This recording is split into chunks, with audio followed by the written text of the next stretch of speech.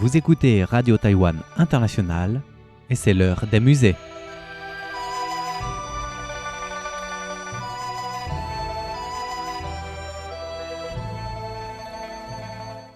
Chères auditrices et chers auditeurs, vous écoutez l'heure des musées, une émission consacrée à l'art et à la culture chinoise.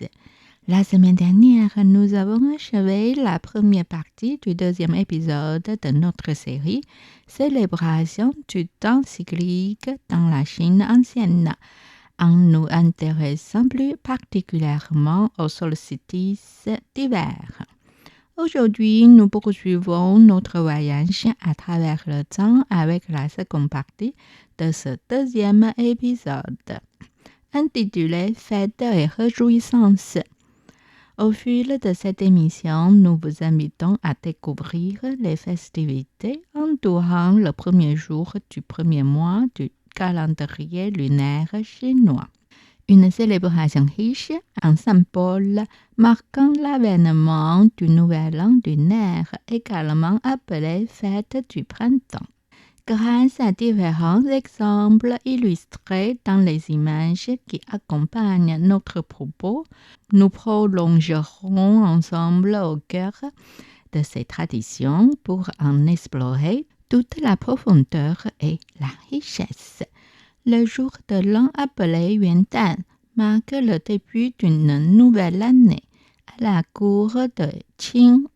Les célébrations du Nouvel An s'étendaient de la fin du 12e mois lunaire jusqu'au 15e jour du premier mois, correspondant à la fête des lanternes. Ces festivités comprenaient des rites sacrificiels, des visites de vœux, des audiences officielles, des banquets ainsi que des représentations théâtrales, reflétant les coutumes du Nouvel An à l'époque des Qing. Le premier jour du premier mois lunaire, également appelé Sui Zhao, était considéré comme le véritable commencement de l'année.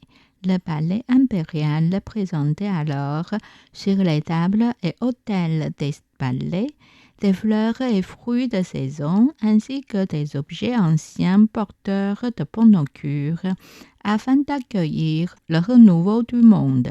Cette tradition portait le nom d'offrande pure du Nouvel An, Sui Zhao Qinggong. Voici un bel exemple sur le Sui Zhao Qinggong, offrande pure du Nouvel An.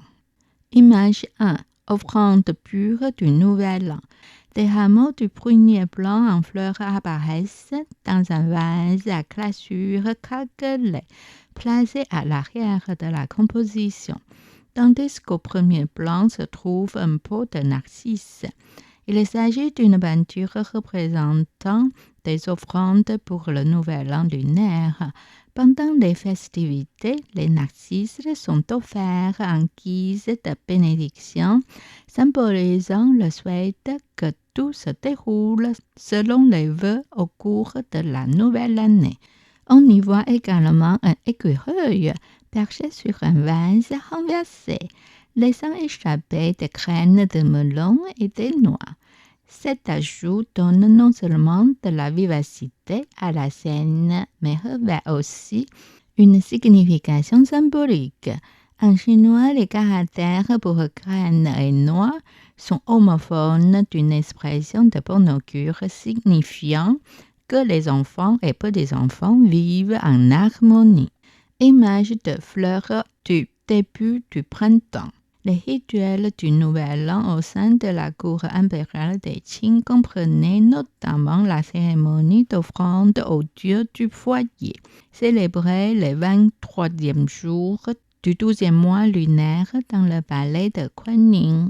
Ajouter d'autres rites tels que le sacrifice au ciel effectué le jour du Nouvel An dans la salle principale, Tangzi, et le culte rendu aux divinités dans le palais de Kunming le deuxième jour du premier mois lunaire.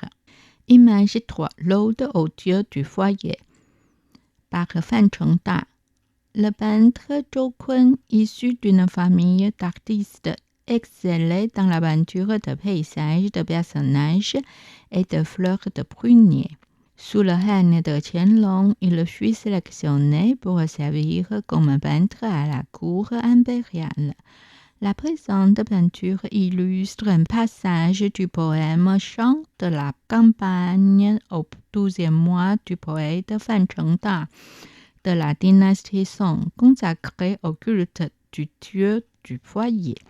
Selon la tradition, le dieu du foyer s'élève au ciel le 24e jour du 12e mois lunaire, afin de faire son rapport au souverain céleste, lui exposant les bonnes et mauvaises actions des humains au cours de l'année écoulée.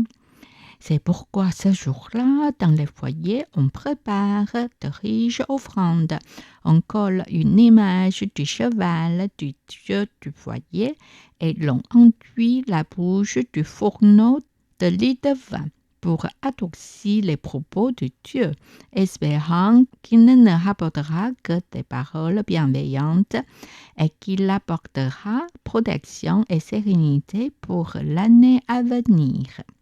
Selon le livre des Han postérieurs, le culte du dieu du foyer fut déplacé de l'été à l'hiver à la suite d'un événement.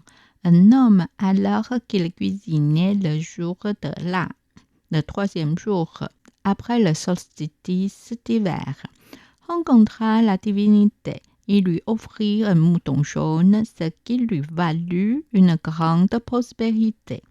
C'est ainsi que s'établit la tradition de célébrer le Lan avec l'offrande d'un mouton jaune. À l'époque des dynasties Tang et Song, ce culte se fixa autour du 23e ou 24e jour du dernier mois lunaire. Sous le règne de Qianlong, la cour impériale commanda une série de 10 peintures illustrant des vers du poème Vie villageoise au 12e mois de Fan Chengda, poète de la dynastie Song. Cette peinture illustre le 3e vers du poème. Le 24e jour, le dieu du foyer s'élève au ciel. Image 4. Offrande d'un mouton jaune au dieu du foyer. Cette peinture provient de l'album Offrande de la fin de l'année pour accueillir les auspices favorables, réalisé par Dong Hao, une mine dignitaire de la cour sous le règne de Qianlong. Intitulée Offrande d'un mouton jaune au dieu du foyer, cette scène illustre l'épisode traditionnel dans lequel Yin Fangzi accomplit un sacrifice au dieu du foyer à l'aide d'un mouton jaune. L'œuvre fut achevée dans les dernières années de Dongao et le poème impérial apposé en haut de la page est de la main de l'empereur Jia Qing, qui célèbre cette coutume ancienne en la rattachant aux pratiques de la dynastie des Han et au rituel confucien d'honorer les divinités domestiques. Le poème dit « Sous les Han, l'histoire rapporte celle de Yin Fangzi. En ce jour de Jiaping, il sacrifia un mouton jaune au dieu du foyer. Les 5 cultes domestiques suivaient les rites des Zhou. Les familles vertueuses reçoivent ainsi les biens du ciel. » Image 5. Kangxi Chao, Qi Ju Zhu Ce, journaux impériaux des activités et du repos sous le règne de Kangxi.